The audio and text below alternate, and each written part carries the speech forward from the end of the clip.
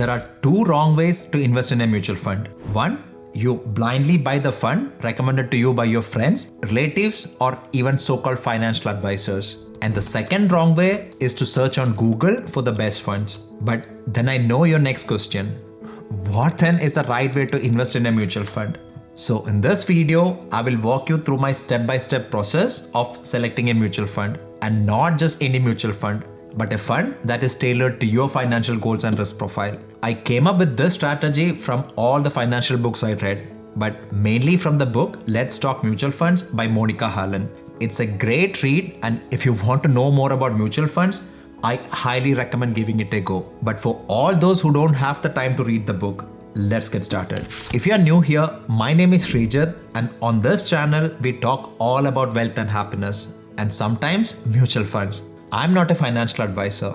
I'm just a random guy on the internet sharing my experiences. So please do your research before you act on any of the things I say here. The first step to finding the right mutual fund is not to go and search for them in the first step. Buying a mutual fund without a financial goal is like buying a flight ticket without deciding on a destination. So the first and most important thing to do is to clearly define our financial goals and then assign a time frame for each.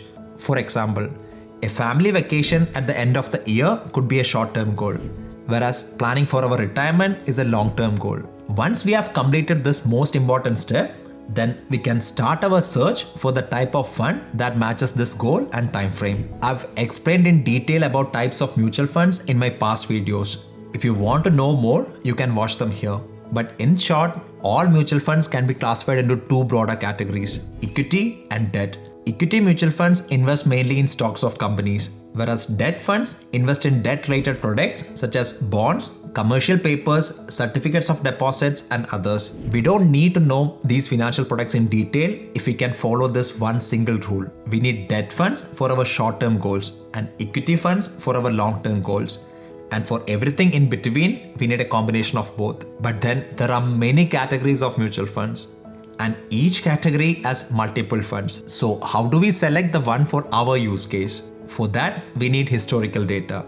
Although past performance does not guarantee future results, it can still point us in the right direction. But where can we get this historical data? There are different investment brokers and online platforms in every country that provide this information. Platforms such as Morningstar, MarketWatch, and many others. They provide different tools to compare mutual fund schemes based on returns, ratings, risk, and fees. Since most of my mutual fund investment are in the Indian market, I'll be using the Indian platform Value Research for my analysis. But this process works irrespective of the country and platform you are investing in. First, we will talk about long-term goals.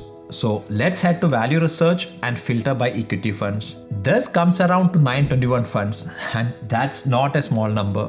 So we need to filter them again. Equity mutual funds can be broadly classified into three main subcategories: small cap, mid cap, and large cap, based on market capitalization. Small cap funds invest in smaller companies with high growth potential, but come with higher risk. And mid cap funds focus on medium-sized companies with moderate return and risk. And large cap funds invest in large stable companies that tend to offer lower risk but also lower returns. You can also find combination of these categories such as multi-cap funds with a minimum exposure of 25% each to small cap, mid cap, and large cap stocks.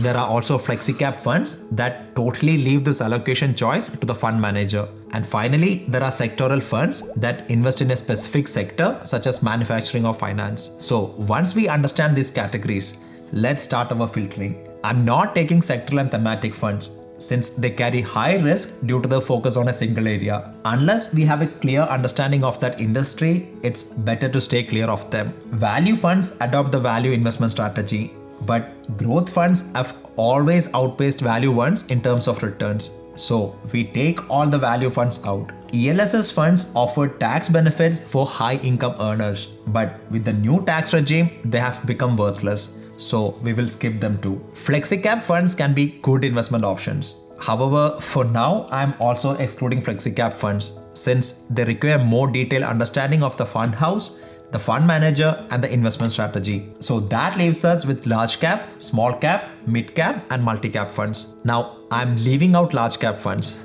Why? because it's becoming increasingly difficult for them to outperform the benchmarks in the long run.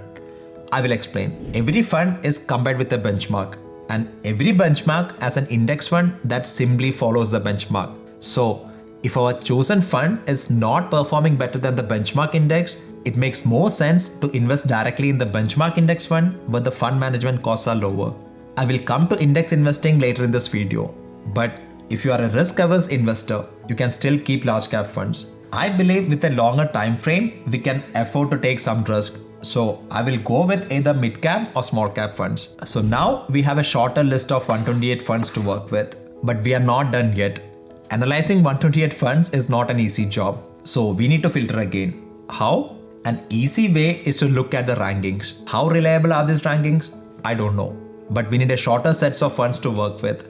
One thing you can do if you have more time is to compare the ranking from different agencies and come up with a final list. But I'm going to trust value research here and select both the 5-star and the 4-star rated funds. Now we are down to 14 funds, which is a decent amount to work with. I'll be graying out the fund names here because my goal isn't to give you a list of funds to invest in. I want you to go through the exercise yourself and select the funds that match your financial goals. Now, next factor to check is their historical performance. In this list, the oldest available data is for the 10-year period. So we work with whatever we have and sort them by the 10-year history. Now look for funds that belong to the top half of the list and then make a note of them. I'm using my personal Notion template to do this, but you can do it in Excel or as simple as a notebook. Next, we move to the 5-year history and then repeat the same exercise. We see that 4 funds moved out, but then 4 new funds took their place. Similarly, we look at 3-year and 1-year returns, again focusing on the top performers. If any fund does not appear in at least 3 of these 4 time periods, it won't make the cut. Now, we have a short list of just 5 funds, but it's not over yet. There are 2 other factors that are as important as the returns: risk and cost. So once again, we go to value research and get this information. Let's start with risk. Every fund comes with a riskometer that shows the risk associated with the fund. Now, the problem here is that in the case of equity funds, the meter is not very helpful because all equity funds are classified as high risk. So we need to look deeper into 5 key factors that identify risk: alpha, standard deviation, Sharpe ratio, Sortino ratio, and beta. I know, half of you would have switched off the TV and left now, and the other half can't do it because they are already sleeping. But don't worry, I'm not going into detail about these parameters. Just keep in mind that beta and standard deviation are about volatility and risk, so they should be low. And alpha, Sortino, and Sharpe ratios show risk-adjusted returns, so they should be high. Still, if you want to know in detail what each of these parameters are, then you can watch this video. And here, the most important factor to consider is alpha. As I said earlier, every fund is compared with a benchmark, and alpha shows the excess return over that benchmark. So the best approach would be to sort by alpha first and then review the other metrics. And here, the fund 9 looks promising. Now the final thing to check is the expense ratio or cost of managing the fund. Ideally, you want a fund with a low expense ratio because even a small percentage difference in cost can add up significantly over time. But higher cost doesn't always mean that the fund is bad. You should always read it along with returns and other parameters. Considering all these factors and looking at long-term performance, the 3 funds that stand out are Fund 9, Fund 14, and Fund 11. Now, if you want to narrow it down further, then take a closer look at the fund house. What is their investment strategy? What are the stocks they are investing in? And then arrive at a decision. Now, we have funds for our long-term goals. Again, as I said, if you prefer lesser risk, go more towards the large cap side of the spectrum. And for those who can take more risk, then small caps would be a good choice. Now, everyone is not saving for the retirement or the child's education. We also have short-term goals, and it's a huge mistake to invest in equity funds for our immediate needs. And for that, we need debt funds. The core of every debt-related product is a loan.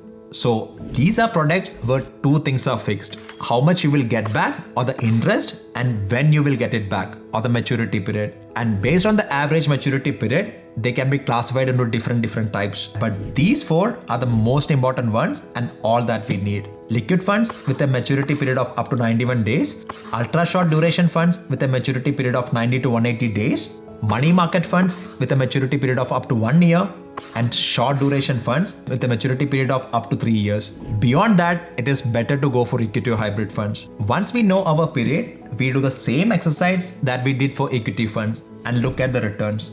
But when it comes to debt funds, the difference in returns will be just a few points. So we need to give more focus on risk and cost. Unlike equity funds, checking the riskometer value is enough for debt funds to get an idea about the risk. And fund expense ratio shows the cost. Select one that offers consistent returns with a low risk and low expense ratio, and you will have a fund for your next car purchase or overseas vacation. But I get it. Not everyone wants to go through all these steps to invest their money. So if you want to invest in the best fund until you find the right funds, go for index funds. Index funds simply follow an index or a benchmark such as the Sensex or the S&P 500 without active management by a fund manager. So the costs associated with the index funds are low. And within these indices, you can choose between large cap, mid cap and small cap broad-based indices depending on your risk tolerance and financial goals. Here, 3 important factors to check are how big the fund is, the expense ratio of the fund, and a parameter called tracking error. Index funds have to do just one thing right: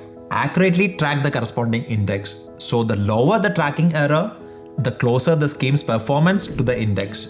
A scheme with a large AUM or assets under management, a low tracking error and a low expense ratio would be a good choice. So now you have a mutual fund tailored to each of your financial goals and risk profile. Everyone's goals are different and every fund has your name written on it. You just need to put in that one-time effort to find it. And if you want help with your analysis, you can download my Notion template from the link in the description below.